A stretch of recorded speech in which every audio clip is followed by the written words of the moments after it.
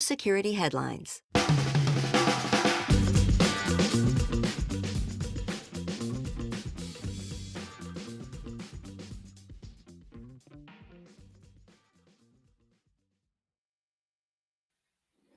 Hello, in for Steve Prentice. I'm Rich Straffolino.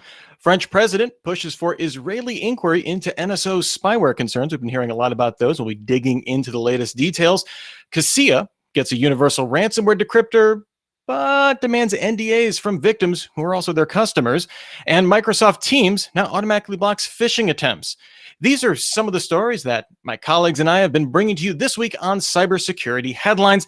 And now we get a chance for some insight, opinion, some expertise on these stories, and more from our guest, Rob Reck, founder and host of Colorado Equals Cybersecurity. Rob, thanks so much for being on the show. Can't wait to get into everything. Hey, Rich, thanks for having me. I'm excited to be here. Excellent. We also want to take our time to thank our sponsor, Varonis. We'll be talking about them more a little bit here in just a moment. And remember, you can join this conversation over on Crowdcast. We got the URL up here. So join us for some live chat. It's a good time. We only have 20 minutes, so let's jump right into it. The French president pushes for Israeli inquiry into NSO spyware concerns. Emmanuel Macron has reportedly spoken to the Israeli Prime Minister Naftali Bennett to ensure that the Israeli government is properly investigating allegations that the French president could have been targeted with Israeli-made spyware by Morocco's security services using the Pegasus hacking software developed by the Israeli surveillance firm NSO. We've been hearing a lot about this story, and kind of this is just the latest wrinkle. We've heard now that there's going to be some official investigations. NSO is confirmed from Israel. So, Rob, rare case of a head of state coming out and kind of speaking directly to these accusations for cybersecurity. Does it hint that this is a serious a security breach or just modern day politics? Well, I mean, it's a great question. I think that's exactly what we all should wonder is why in the world is the French government willing to talk publicly, not only that they were targeted, but it sounds like they're suggesting that they were actually infected by this malware. I feel like there's got to be some politics going on. Whether there's a real security breach, I mean, there's just no way to know. I have no insight there. I do find it really interesting. One wrinkle here that I was surprised by, that it sounds like NSO Group has the ability to audit what targets their customers use with their tools. I didn't know they had that level of visibility, and it seems like that's going to open them up to other questions in the future about where they've been used, how they've been used, and why they've been used. Yeah, so for some reference, that 50,000 list of phone numbers that they put out there, NSO has come out and said our customers average only 100 targets per year or something like that. So yeah, clearly they have some visibility into that. Yeah. We will see down the road if that exposes them even further. Right. For our next story, Casilla gets Universal Decrypter to help REvil ransomware victims and demands an NDA from them. They were hit by a widespread supply chain ransomware attack. You've certainly heard about it on cybersecurity headlines. And they said that they've obtained a Universal Decrypter to unlock systems and help customers recover their data. Yay! But since then, several cybersecurity experts employed by Casilla customers report that the company is requiring customers to sign non-disclosure agreements when accepting it. Many customers reported that access to the decryption solution was weeks late, having already spent thousands of work hours recovering and resolving the situation, and really not being much benefit now that it's available. So, Rob, what kind of benefit are we talking here with an NDA? Sounds like blanket protection for Casilla, or maybe protecting their source of where they got this decryptor, this anonymous third party. Yeah, I'll tell you, because Casilla lost a lot of trust from customers based on getting popped. But I can't imagine that asking these customers to then complete an NDA to find out what actually happened or to get this decryption key is going to do anything but hurt more trust. I don't even know, this may be one of those situations where it's not so bad if they did pay for a decryption key. You got to think when you're when you do your calculation around whether to pay ransom, is it going to be doing more harm to other people? If really what they're trying to do is protect their customers, maybe you can defend that decision. But asking them to sign an NDA and maybe embedding in that some kind of limitation of liability, it just stinks. And I hope that we don't know what's going on here, but it sure from the outside looks like some behavior that maybe isn't going to build trust in the community toward them. Yeah, and I certainly, Cassia is in a weird spot here because the supply chain attack hit them, but ultimately it's their customers that are the most impacted directly, at least immediately. Obviously, there's some long-term reputational concerns here, but really not a great look. I also wonder if it hides the fact, we've heard from some of these universal decryptors that they aren't particularly effective, or not universal decryptors, but we've heard from other people that have paid for ransomware that these decryptors aren't necessarily fast or effective. And I wonder if that might be also covering that up as well. Like, hey, we have this thing, it's not really useful. Yeah. Enjoy. Yeah, I mean, but then the NDA says you can't tell people that it wasn't effective. Yeah. The NDA just feels like all they're doing is adding a bunch of FUD around, fear, uncertainty, and doubt around the whole situation, and doesn't cast them in a very positive light. Next up on the show, programming languages used to obscure malware. Threat actors are increasingly using Go, Rust, Nim, and Dlang. I had to look that one up to create new malware tools or rewrite existing ones. While most malware monitored is still written in good old C, the report found APT28 and APT29 increasingly using Go for malware, including the stager for Cobalt Strike. Using more obscure languages can make reverse engineering of malware slower, prevent signature-based scanning, and better target multiple platforms. Is this a sign that we're seeing increased sophistication from malware creators, not just in terms of approaches, attack vectors, just thinking creatively, but more technical sophistication as well? Is that not a great sign for us, Rob? So you're telling me the bad guys are trying to hide from us in a different way? This feels like the biggest non-news story. Certainly for those people who are doing antivirus and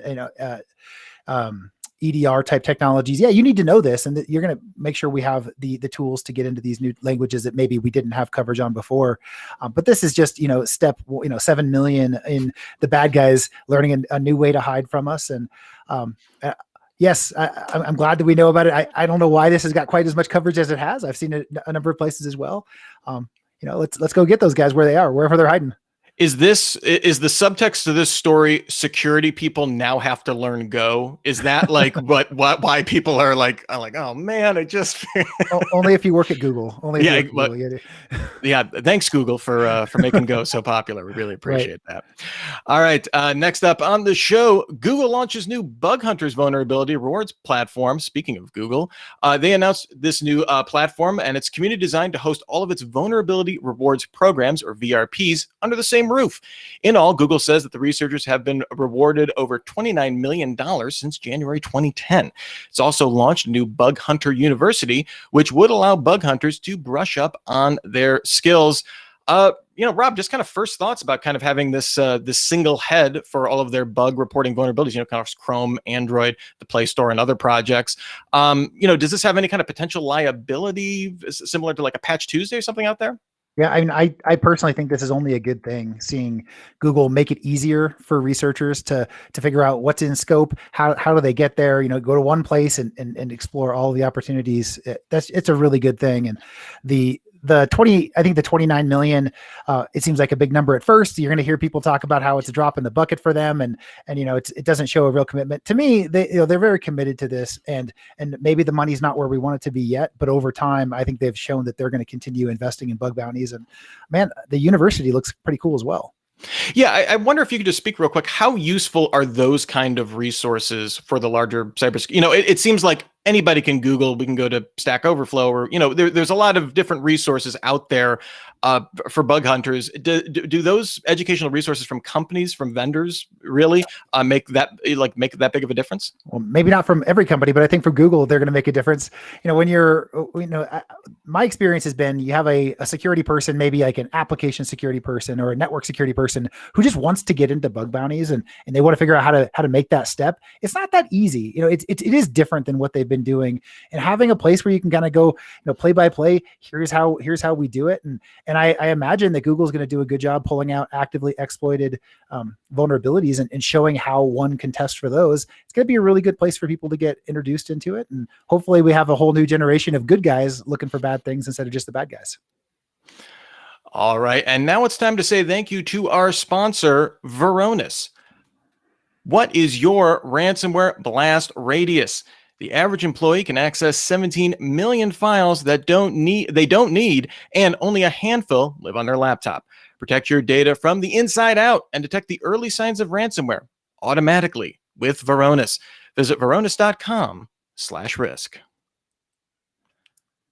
All right, stepping back into the news, Microsoft Teams now automatically blocks phishing attempts. Beard stroking begins. Safe Links is a feature in Defender for Office that provides URL scanning and time of click verification of URLs and links in email messages, groups, and other locations. The newly Safe Links protection is now generally available to all Teams users, and it works for links in conversations, group chats, and team channels. Easy for me to say. Rob, did we fix phishing? Is this it? Should the fireworks go off like the end of a game of Microsoft Solitaire? Yeah, I feel like this is that was a good solitaire. I feel like this is a little bit like the language hiding. Like, no, of course we're not done. But my goodness, I'm glad they got turned on, and they are making a lot of progress there. The question is, the phishers have been needing to get better over time, right? We initially went and installed a Proofpoint or a Mimecast to protect our systems, and the email, the Outlooks and the Gmail started to add security indirectly.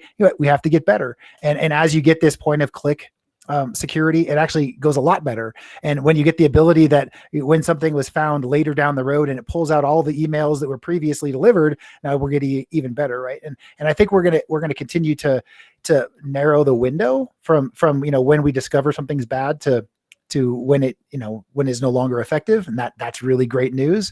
But the bad guys are so good at getting around whatever controls we put in place, and an email that comes from a brand new email address, do you let it through or do you not let it through? Because if you're going to let it through, they can phish you, and of course they can also go compromise somebody else's email account and use one that you've already had a relationship with.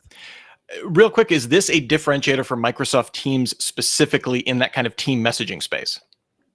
Yeah, I don't think what's Team or Slack is the big competitor there, right? Yeah. I don't think Slack has a similar service, and I would imagine that give it 2 days, and Slack is going to get their 1,000th email from a customer saying, when are you going to have this? And Slack will probably start working on it as well.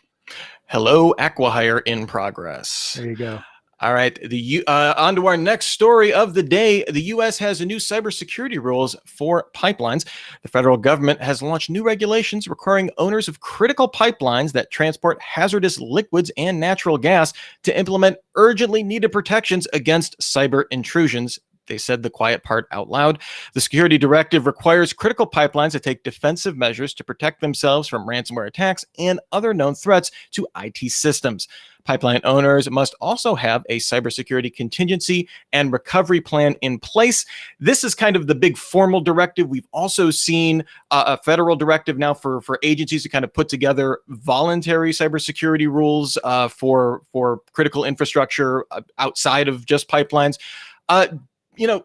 How is this going to fly for the private sector in the U.S. specifically, where that's a little bit of a touchy subject?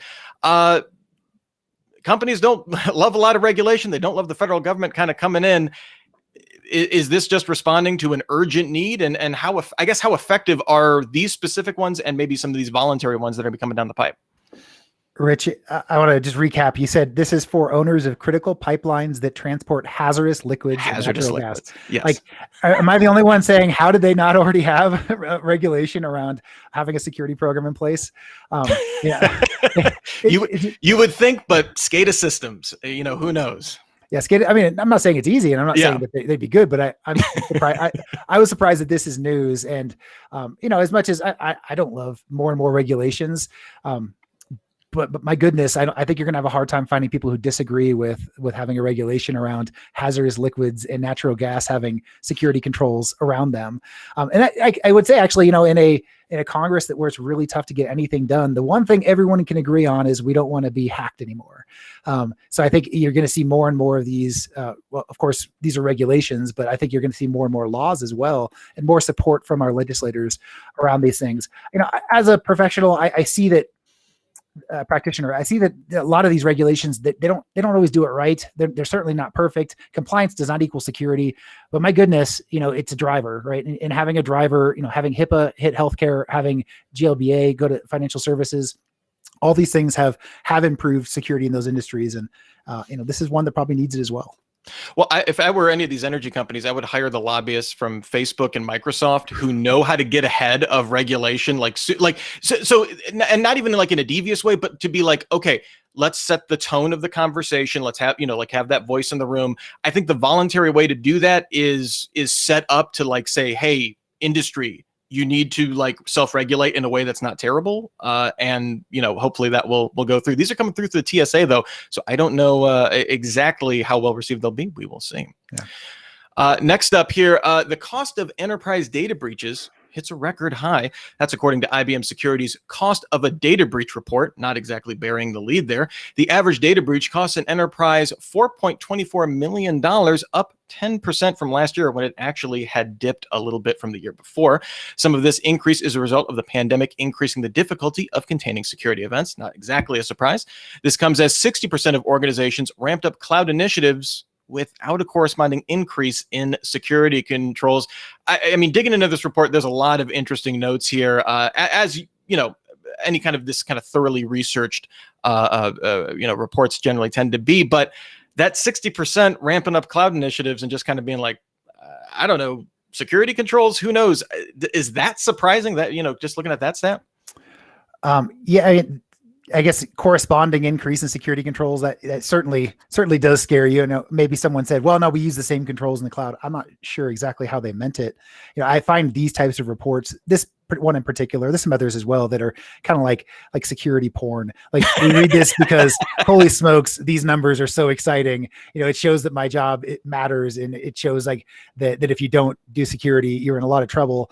I think the question that we need to ask, that the stats that's not there, it costs us $4.24 million when there's a breach. Well, what's the opportunity cost of the thing that we were doing that cost us the breach if we didn't do it? And how does security, show, okay, well, it's going to cost $4 million in a breach, and here's how I can get you that for $400,000 or $1 million, and here's the likelihood of the breach. I think we're really good at showing big bad use cases, but man, our economy is still doing pretty well. We got a lot of businesses making a lot of money out there, so they're not getting killed by these breaches.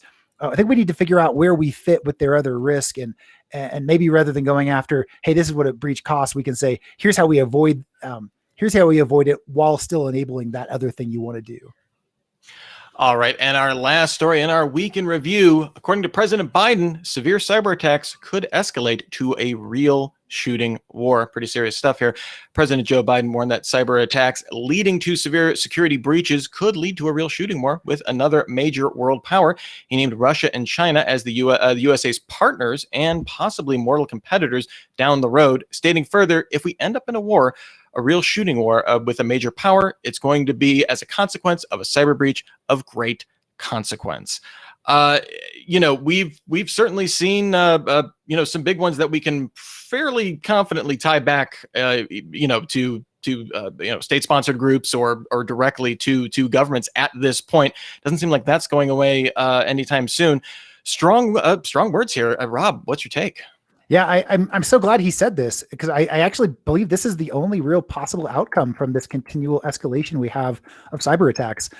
This is not the same as traditional eavesdropping, where yes, it's espionage, we're stealing secrets, but no one gets hurt. We're seeing actual damage, lots and lots of financial damages from these nation state backed activities, but the cost, the potential of losing lives, and as ransomware takes out a healthcare system and people die, those are things that a government at some point is going to say, hey, I don't have the ability to stop them technically, but I do have the ability to stop them in another way, and that is what military looks like. So I am glad he brought it up. This is a conversation that we need to start around bringing international norms to how it works with escalation in cyberspace and what really is off limits. We've all agreed that spying is okay. Right? We're not going to go to war because you spy. Well, what are you allowed to do when you're spying on my computer? And when does it go from spying to something that does deserve an escalation into the physical world? I hope that we have those conversations in a really upfront way in the public, so we can actually influence this and stop it from turning into a war. Yeah, and I think it's really important to kind of point out here. He does say Russia, China. They're either our partners or the people that we're going to start shooting at. Like it can, in some ways, it reminds me a lot of, the nuclear proliferation, argument that we were having for decades. It's like, listen, we either need to work to not nuke each other, or we're going to all blow each other up. So realizing we're kind of all in this, as these superpowers, it's a bold stance. And I'm glad someone said it out loud for once. Yeah. One thing I'm also glad to say out loud is, Rob, thank you so much. Rob Reck, thank you so much for being on the show. Where can people find, before we take off, favorite story, thumbs up of the week? Well, I'll give you a thumbs up. I really enjoyed the Google bug bounty story. I think that they're investing there, and hopefully the other companies take a lead from them and invest more into getting the good guys looking for the vulnerabilities instead of the bad guys. Excellent. And where can people find more of your great stuff if they are so inclined? Yeah, I do my own podcast, Colorado Equals Security. You can go to colorado-security.com and check me out there. Go and check me out on LinkedIn as well. I'm happy to connect. All right. And we want to give another thank you to our sponsor, Varonis. Thanks so much for supporting the show. And remember, you can get cybersecurity headlines every day. It's about 6 minutes, and it keeps you up to date on all the latest that's happening in this incredibly busy space every single day. We'll be back next week with the Week in Review. I'm Rich Straffolino. Until then, have a super sparkly day. Cybersecurity headlines are available every weekday. Head to CISOseries.com for the full stories behind the headlines.